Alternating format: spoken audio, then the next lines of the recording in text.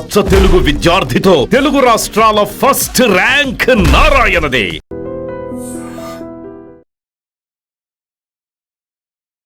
నమస్కారం, welcome to I dream. ధర్మ మార్గం విత్ విజిత కార్యక్రమానికి స్వాగతం.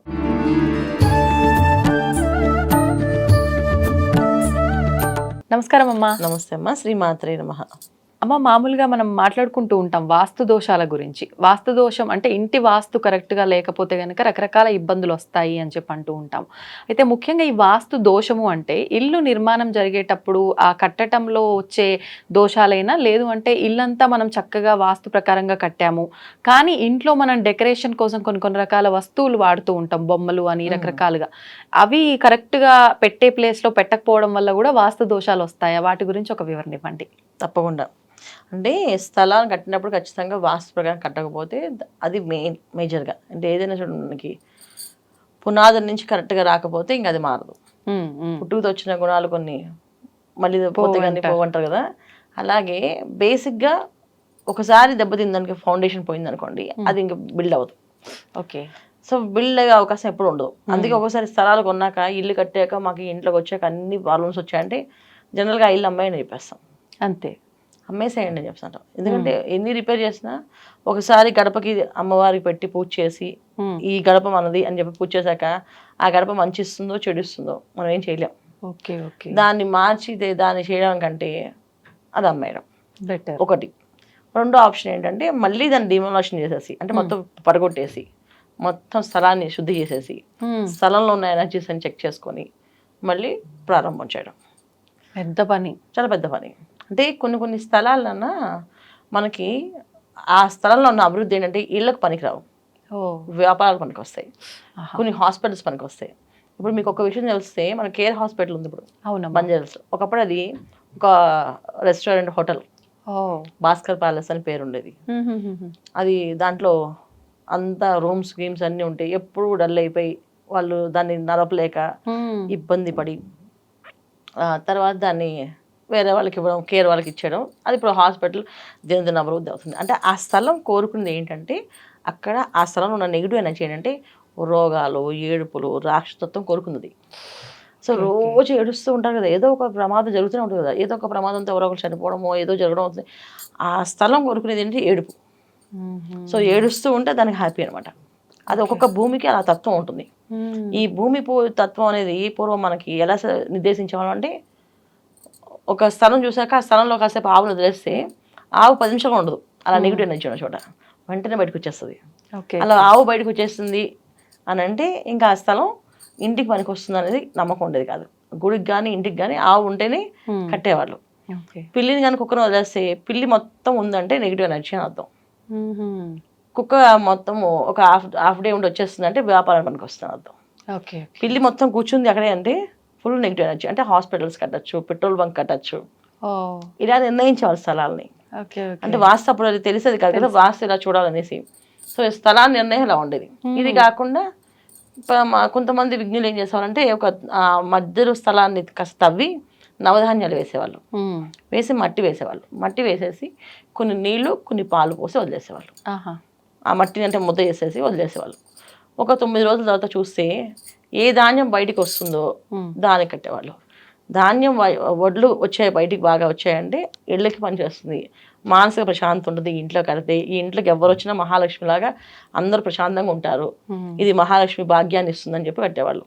ఏదైనా పెసలు కానీ నువ్వులు కానీ వచ్చాయంటే అది వ్యాపార వృద్ధి పనికి వస్తుంది. అంటే ఇంట్లో ఎవరున్నా వాళ్ళ ఆలోచన వ్యాపారాత్మకంగా ఉంటుంది. అంటే నేను నీకేం చేస్తాను, నువ్వు నాకేం చేస్తావు, బిజినెస్ మైండ్. నా ఇంటికి వస్తే ఏమి ఇస్తావు, మీ ఇంటికి తెస్తే ఏం చేస్తారు అన్నట్టు ఉంటుందా, లాభాలు కోరుకునే మనస్తత్వం ఉంటుందని. అలాంటి ఈ స్థలంలో అది ఉంది, అందుకని ఇది వ్యాపారానికి పనికి వస్తుందని చెప్పి అలా నిర్దేశించేవాళ్ళు.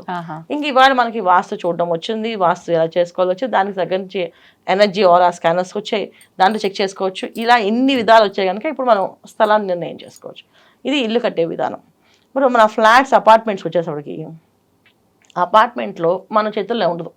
సో వాళ్ళే కడతారు నిర్మాణం చేసినప్పుడు. మ్యాక్సిమం మనం ఏం చేయాలంటే పిల్లల రూముని కరెక్ట్గా ద్వారాలు కరెక్ట్గా ఉండేది చూసుకోవాలి. అంటే ద్వారాలు, అన్ని ద్వారాలు వచ్చే స్థానంలో ఉండాలి. పిల్లల రూమ్ అయినా, మాస్టర్ బెడ్రూమ్ అయినా, గెస్ట్ బెడ్రూమ్ అయినా, మెయిన్ ఎంట్రన్స్ అయినా, కిచెన్ కిచెన్ చాలా మంది డోర్స్ పెట్టట్లేదు ఇప్పుడు. అవును. సో కానీ 3 మాస్టర్ బెడ్రూమ్కి, గెస్ట్ బెడ్రూమ్కి, చిల్డ్రన్స్ బెడ్రూమ్కి మెయిన్ డోర్, బాల్కనీస్. సో ఈ ద్వారాలు ఎన్ని సంఖ్య చూసుకోవడం, తర్వాత వచ్చే స్థానంలో ఉన్నదే చూసుకోవడం. అసలు సంఖ్య కూడా ఇంపార్టెంట్ ఇంపార్టెంట్. అంటే 8 ద్వారాలు ఉంటే అష్టసిద్ధులు మంచిది అని చెప్తాను.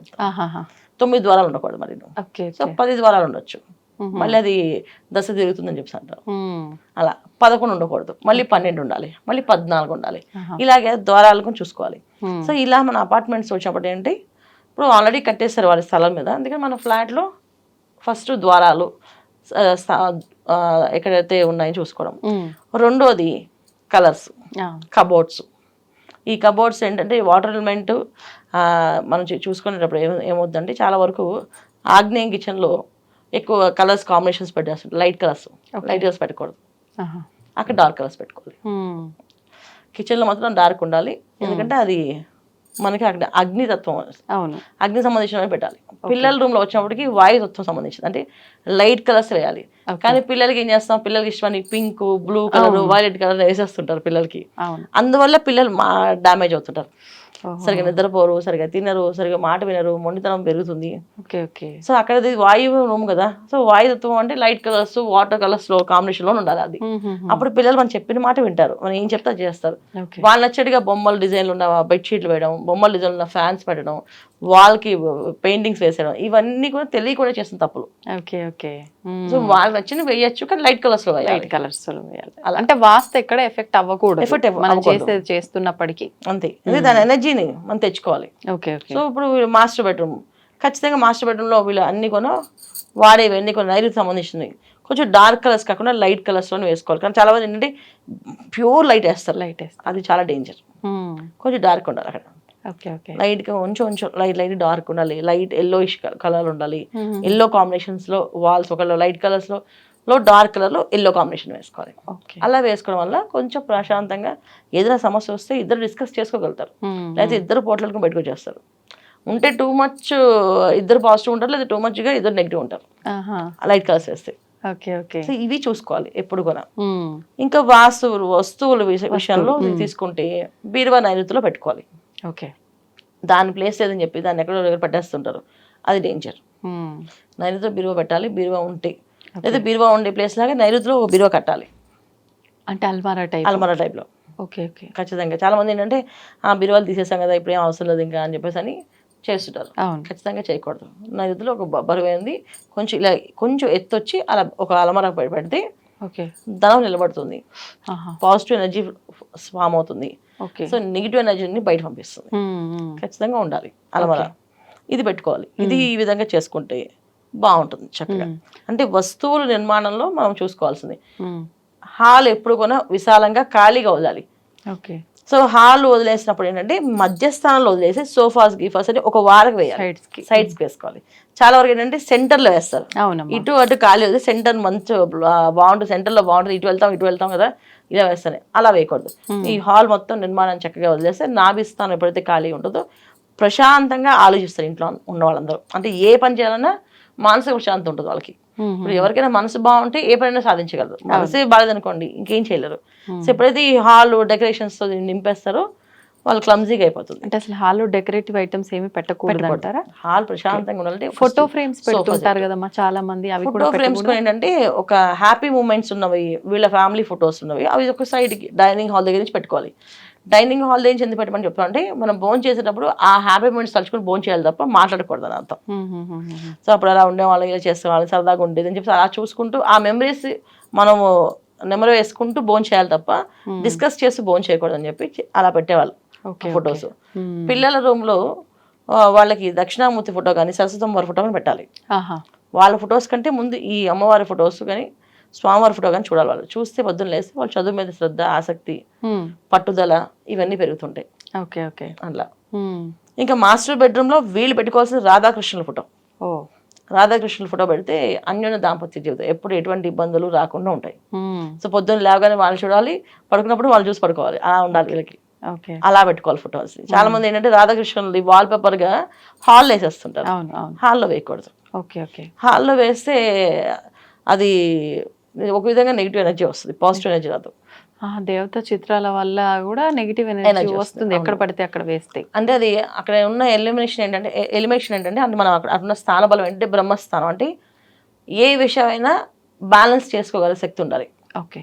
సో రాధాకృష్ణులు కానీ బ్యాలెన్స్ ఉండదు, ప్రేమే ఉంటుంది అక్కడ. సో ప్రేమతో అన్ని విషయాలను సాధించలేం కదా, కొన్ని విషయాలు కొంచెం స్ట్రాంగ్గా చెప్పాలి ఏ విషయమైనా. అలాంటి స్ట్రాంగ్నెస్ కావాలంటే కాస్త ఆ బ్రహ్మస్థానం హాల్లో అనేది ఖాళీ ఉంచాలి. Okay okay. చాలామంది అలంకరణలు, plastic flower vases, plastic decorative items ఇవన్నీ పెడతారు, బొమ్మలు చాలా పెడతారు, అవన్నీ తీసి పడేయాలి. Okay okay. అవన్నీ ఉండొద్దు. ఉంటే పెట్టుకోవాలనుకుంటే చక్కగా ఏదైనా హాల్ని డిస్టర్బ్ చేయకుండా కబోర్డ్ లోపల ఉండి దానికి గ్లాస్ డోర్ ఉండాలి, అలా పెట్టుకోవాలి. గ్లాస్ డోర్ ఉండేటట్లు పెట్టుకుంటే ఏమవుతుంది, అది డోర్ వేసేస్తే కదా దాని ఎనర్జీ బయట రాదు. Okay okay. అలా సో ఈ విధంగా చూసుకోవడం. చాలా మంది సెంటర్ లో టీపాయ్ వేసేస్తారు, చాలా బరువు టీపాయ్ వేస్తారు కదలకుండా, అది బ్రహ్మస్థానం మూసినట్టు అవుతుంది. కానీ మరి సోఫా ఉంది అంటే ఖచ్చితంగా టీపాయ్ అక్కడ వేయాలి కదా, అది మధ్య సెంటర్ లో ఏది చెప్తాను. అందుకే కార్నర్స్ వచ్చేసేయండి, అన్ని కార్నర్స్ వేసుకుని సెంటర్ వదిలేసేయండి. హాల్ మాత్రం హాల్ సెంటర్ ఖాళీగా అలా ఉంచితే వాక్ చేసి వచ్చినా వెళ్ళినా ఆ ఎనర్జీ ఎలా ఉంటుంది అంటే వీళ్ళకి నెగిటివ్ ఫిల్టర్ చేసేస్తుంటుంది ఎప్పటికప్పుడు. ఓకే. సో చాలా వరకు అందరూ చేసే పెద్ద మిస్టేక్, చాలా అపార్ట్మెంట్స్ లో చూసాను వెళ్ళినప్పుడల్లా, హాల్లో రౌండ్ సోఫా సెట్ వేస్తారు, ఆ మధ్యలో టీపాయ్ బరువైన టీపాయ్ వేసేస్తారు, అది కదలదు, కనీసం క్లీన్ కూడా చేయడానికి ఉండదు. ఒక కార్పెట్ వేస్తారు, దాని మీద టీపాయ్ పెట్టేస్తారు. సో ఎప్పుడో కానీ 1 వీక్ 10 days క్లీన్ చేస్తుంటారు. పైగా ఎవరు పొద్దున రాత్రికి వస్తారు కదా, ఎవరు డిస్టర్బ్ చేయరు కదా అని చెప్పేసి అంటారు. కానీ వీళ్ళు ఉన్న ఎనర్జీని రోజు రోజుకి డౌన్ అయిపోతుంది అది క్లోజ్ చేయడం వల్ల. దానికి సెంటర్ పెట్టుకుని ఆ సెంటర్ని వదిలేయాలి. Okay okay. బాగుంటుంది. అంటే ఏదో మనకు నచ్చింది కదా అని చెప్పి ఏది పడితే అది ఎట్లా పడితే అట్లా వేస్తే ఇలాంటి ఇబ్బందులు అందుకే వస్తుంటాయి. జాగ్రత్తలు తీసుకోవాలి. మన ఇల్లు బట్టి సామాన్లు కొనేవాళ్ళం అన్న. అవునవును. ఇల్లు ఎంత ఉంటే దాని తగ్గట్టు సామాన్లు కొనేవాళ్ళం. ఇప్పుడు అలా కాదు, ఇల్లు ఎలాగే ఉండేది, మన మాత్రం సోఫా సెట్ కంపల్సరీ కావాలంటారు. సో ఇల్లు చిన్నదైనా సోఫా సెట్ వేసారంట, సోఫా సెట్ వేసేస్తే ఇల్లు మనం హాల్ కూడా ఊడడం అసలు ఊడడానికి అవ్వదు, సగం ఊడుస్తుంటారు. అయినా సరే ఆ సోఫా సెట్ ఉండాలి, ఇంటికి ఎవరిని వస్తే మనం ప్రెస్ చేయదని. కానీ నేనేమంటానంటే ఇల్లు తగ్గట్టు మీ సామాన్లు పెడితే ఇంకా పెద్ద ఇల్లు ఇస్తారు దేవుడు. మళ్ళీ ఆ ఇంటి దగ్గర సామాన్ పెట్టి వాళ్ళకి దానికి బ్రహ్మస్థానానికి అది వదిలితే ఇంకా పెద్ద ఇల్లు ఇస్తారు, ఇంకా పెద్ద ఇల్లు ఇస్తారు. 20 ఏళ్ళు 25 ఏళ్ళు ఒకే చిన్న అపార్ట్మెంట్ 750 SFTలో 1000 SFTలో ఉన్న వాళ్ళు ఉన్నారు. ఎందుకంటే వాళ్ళు క్లమ్జీగా ఉంటే బయట రాలేదు, వాళ్ళు దాంతో బతికేస్తారు. పిల్లలు పెద్దవాళ్ళు అయిపోతారు, చదువులు ఫీజులు డబ్బులు దానికి సరిపోతాయి, మళ్ళీ కొనుక్కోడానికి అవకాశం రాదు. నేనేమంటే ఫ్రీగా వదలండి హాల్ని, మీరు డబ్బులు బాగా సంపాదిస్తారు, 100% సంపాదిస్తారు. ఎప్పుడైతే హాల్ నీట్గా చక్కగా ఉంటుందో లక్ష్మి అనుగ్రహం కలుగుతుంది వాళ్ళకి. ఎందుకంటే లక్ష్మీదేవి వచ్చే క్షణం ఏంటంటే ఇల్లు శుభ్రంగా అందంగా అనిపించగానే వస్తుంది. ఎవరిని చూడగానే అబ్బాయి ఎంత నీట్గా ఉంది ఇల్లు, హాయిగా ఉంది అనిపిస్తుంది. అదే సామాన్లు చూస్తే సామాన్లు నిండా ఫుల్ సోఫాలు, కుర్చీలు, బట్టలు, ఇవన్నీ. ఇప్పుడు చాలా మంది సోఫాలు ఉంటే ఏం చేస్తాం, నెక్స్ట్ బట్టలే ఆ బట్టలు మాడితేస్తామో 2 రోజులకో 3 రోజులకో మాడితేస్తాం, ఇంకంతే అయిపోయింది. ధనం ఎక్కడి నుంచి వస్తుంది మనకి, వేస్తామో లేదో కూడా తెలియదు. సో ధనం ఎక్కడి నుంచి వస్తుంది, ఇవన్నీ పనుల వల్ల. ఇప్పుడు సోఫా లేదనుకోండి, బట్టలు ఖచ్చితంగా మనం కింద వేయం కదా, ఖచ్చితంగా మడతేసేస్తాం. ఇవన్నీ ఏంటంటే పెద్దవాళ్ళు మనకి మన ఒళ్ళు వంగుతుంది, ప్లస్ ఇంట్లో ధనలక్ష్మి తాండవం చేస్తుందని చెప్పి ఉంచేవాళ్ళు. ఇవాళ రోజు ఇవన్నీ కంఫర్ట్స్ వచ్చేసి అసలు ధనలక్ష్మి అనేది రావాలంటే అమ్మ రామ్మ అని పూజలు చేస్తే కానీ రావట్లేదు అని చెప్తుంటారు. కానీ మామూలుగా కూడా ఆవిడ వస్తుంది చక్కగా, నీట్గా ఉండాలి, శుభ్రంగా. అంటే బ్రహ్మస్థానాన్ని ఖాళీగా వదలాలి, అది వాస్తు. సంతోషం అమ్మా, ధన్యవాదాలు. నమస్తే అమ్మా, శ్రీమాత్రే నమః. తవ్వండి, తవ్వుతూనే శివలింగం సరే దాన్ని అట్లా కప్పేసేయండి, చూపించదండి. మూర్తి పూజ కాదు, సాక్షాత్ బ్రజేంద్ర నందన భగవాన్ ఉన్నారు మూర్తులు. ఏమీ ఆశించకుండా ఆరాధించే వాళ్ళు కూడా ఉన్నారా ప్రభుజీ? నిజమైన భక్తి అంటే మనకు తెలియదు కాబట్టి